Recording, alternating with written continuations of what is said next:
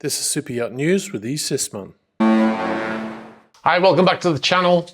So a fire broke out in a Greek marina, Marina Zea, in Piraeus in Athens in the early hours of the morning.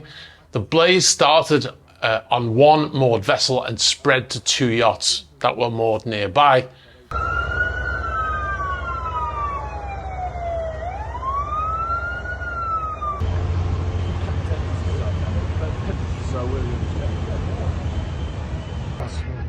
I'm presuming to get it closer, right? If it was already on fire. Now, according to local press, the newly delivered 32-metre motor yacht Oriana and the 42-metre yacht Libra Y were caught in the blaze, and both yachts have now sunk. I don't know what's going on in Greece lately. Almost all of these stories we've been doing are in Greece. And one report suggested that one of the vessels was a local tourist vessel rather than a private yacht. And during the massive blaze, there were up to 10 firefighting vehicles with around 30 firefighters, a number of Coast Guard vessels and a fire service vessel all deployed on scene. Now, if one of the yachts is the newly launched motor yacht Oriana, it will be a massive blow to the owner, who only just took delivery in January of this year. The yacht was built by Golden Yachts in Turkey and is about 200 gross tons and just under 33 meters in length, or 108 feet. Now, the yacht actually was listed for sale on the Fraser website at 7.75 million euros, or $8.45 million. The other vessel destroyed, Libra Y, that is a more classic vessel built in 1977 and refitted in 2017. The yacht was a 42 meter in length, or 140 foot. There's currently no information on the cause of the fire, and one report suggesting that one firefighter was taken to hospital with breathing difficulties. No other injuries have been reported, very fortunately considering the damage. A number of people were rescued from the pier who were not on board any of the vessels, but were actually pedestrians. I'd like to thank everybody who sent us videos and photos of this incident as well. So we've got some further information about motor yacht Ethos, the vessel that partially sank just a couple of days again in Greece when the tender garage door was left open. And we spoke to someone with direct engineering knowledge of the vessel who explained to us some of how the yacht works. He said that there are two automatic watertight doors, one in front of the crew mess. I'll show you on the diagram here, and one is behind the ECR, the engine control room. That rear door is between the ECR and the tender garage. Now, he explained to me that the watertight door to the engine control room must be shut and locked to allow the vessel to open the tender garage door, and vice versa. He also explained that the tender garage door is never left open and is under direct control of the chief engineer. Also, the tender garage door has to be shut and pinned locked to allow the engineer back into the ECR. He also explained that the waterline is just a few inches below the tender garage door, and because of the weight of the tender when it's on the crane, the engineers have to transfer a few tons of fuel from the starboard tanks to the port tanks to bring the door well out of the water so that the tender can be launched and retrieved. He also pointed out that there are control panels in three areas that show when those doors are open. He said there's one in the crew mess, one in the engine room, in the control room, and one on the bridge. So that's very interesting information there. It gives us more insight into how things operate there. The door having to be locked out like that to open the tender garage door will be interesting to find out if that was somehow overridden, or, you know, it seems odd that that door would be left open for any long period of time.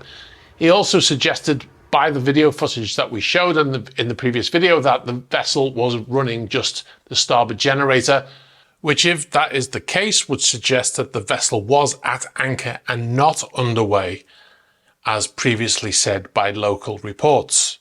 It's great to talk to people who have intimate knowledge of a vessel, because I can't see that information. I've looked at the videos over and over and I can't see how he sees that, but people who have intimate knowledge know how things are running just by looking at them. Anyway, we'll bring you more information when we have it on that story. Now, We've got an update on Motor Yacht A. The vessel changed flag state yet again. The yacht was deregistered by the Isle of Man after the owner, Andrei Milichenko, was sanctioned in 2022. The yacht later reflagged with Sierra Leone. However, according to the IMO database, the yacht was deregistered in May of 2024. And now, according to AIS, the yacht has re-registered with Malaysia. The change has not been made on the IMO database as of yet. It still says unknown flag. The Superyacht is a 120-meter yacht built by Blohm & Voss in 2007. And the yacht has been laid up in Dubai pretty much since the start of the war in Ukraine. And this is where she currently lays in Dubai Marina. All right, guys, so yesterday I put out a video and I said at the end of the video that there was no Yotspot and that I would try and catch up. That's because I believed it was Friday yesterday, and I operated through the whole day thinking it was Friday, and it wasn't until about 9 p.m. that I was told it's actually Thursday. So I was thinking that I'd missed Yotspot. So here is the Friday Yotspot as usual.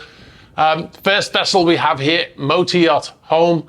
The yacht was in a recent episode of Superyacht News after crashing into the bank of the Corinth Canal in Greece. Now, the yacht can be seen here in Miami in better days. This is in November 2023.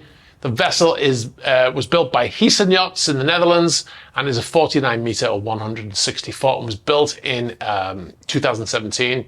This footage was sent in by the East Sisman Sea Dog Troy at City Centre Yachts.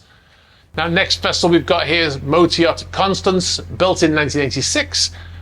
This is a 46-meter, which is about 150 feet, and was built by Fedship in the Netherlands. And this was filmed by Alistair in his super dinghy. He sent us some footage of Elysian in another video fairly recently. And we've got a few quick fire photos here. The first one, we've got Motor Yacht Australia. This is in Southport Yacht Club Marina in Australia, not the one in the UK. This is after her recent grounding in that area. This was taken by Dion McCarthy. Next, we've got Sailing Yacht Koru in Tavolara in Sardinia with partial sails up, taken by Mark Joyce. Next, we have Motor Yacht Lunacy at Early Beach, I think it's pronounced, in Queensland in Australia. No name with this photo. And finally, we've got Motor Yacht Polaris backing into St. Peter Port Harbour in the UK. This was taken by Tony Rivey. That used to belong to Roman Abramovich, that yacht, and it is believed that that was given to his wife as part of a divorce settlement. It's not owned by his wife, though, now. She sold it. All right, guys, look out for our new featured video coming on Sunday. As mentioned in the previous video, it's a technical tour of Motor Yacht My Legacy, continuing our deep dive into this $50 million super yacht, including a hidden video link embedded in that video. So as you watch that video, at some point you will see a link, and you click on that link, it will take you to another video of another area of the vessel. And we're not going to give you any notifications of that video going live. It's already posted, but you can only find it by watching this video. A little bit of fun. All right, guys, if you've got any information for us about any of the stories here or any others, you know what to do. You can contact us in the email address and the ticker. You can get us on the About page of the YouTube channel. You can get us on Instagram, on Facebook Messenger, on Twitter, and on Threema. Don't forget to like this video, very important for the algorithm. Hit the subscribe button and hit the bell for future notifications. We're chasing 300,000 subscribers. We just hit 270,000, so help us along by hitting on that subscribe button. All right, guys, have a great weekend. Look out for the video coming on Sunday. And if you want to, you can check out our Patreon page as well. We've got loads of videos on there, extra videos that will never come to YouTube. All right, guys, thanks for watching, and I'll catch up with you soon. Bye-bye.